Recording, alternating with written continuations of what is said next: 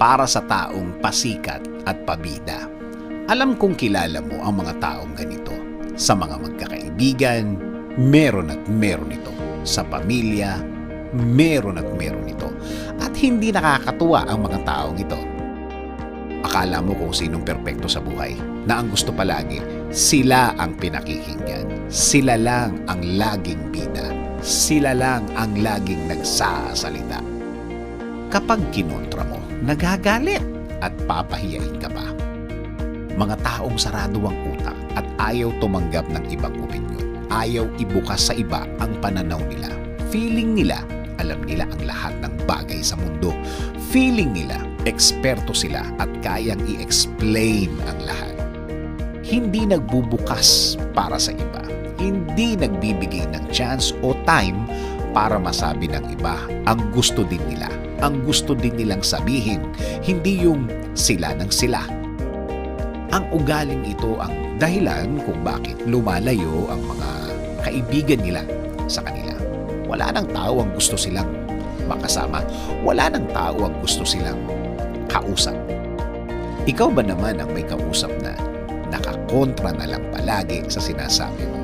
Sa totoo lang, nagkukwento ka lang naman at hindi nakikipag-away. Sinasabi mo lang naman ang nalaman mo. Tapos, ang magiging tono na niya para kayong may debate. Ang iingay pa naman ng mga taong ito. Oo naman, malalakas ang mga boses ng mga yan. Diyan kanila unang lalabanan, palakasan ng boses. Ikaw naman, magugulat ka. Parang ang tanong mo, anong nangyayari? Para na kayong nasa debate at may audience kayo dahil ang lakas ng boses at napaka-competitive ng dating. Itong mga taong to ang walang masyadong nakikipag-usap. Kahit sa mga party o kaya mga tumpukan, pabida at pasikat ang mga to talaga. Ikaw na lang talaga ang iiwas, ikaw na lang talaga ang aalis. Sa totoo lang, kasalanan din ng mga taong nakasama nila dati. Pinabayaan na silang ganyan. Nasanay na silang pinagbibigyan palagi. Kaya ayan, naging grabe ang sitwasyon nila. Naging grabe ang naging ugali nila. Kung may pamilya tayong ganito, mas magandang i-correct na sila ngayon kesa mag-suffer ang future nila dahil sa ugaling to. Kasama na din ang mga kaibigan mong may ganyang ugali.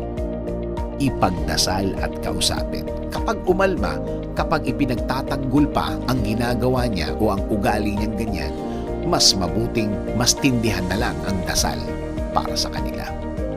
Pero kung makikinig, isipin na lang na inaayos mo ang kinabukasan niya. At the end of the day, ang dapat mangibabaw pa din ay ang pagiging mabuting tao. Sabi nga sa Proverbs 16:23-24, "From a wise mind comes wise speech. The words of the wise are persuasive. Kind words are like honey sweet to the soul and healthy for the body."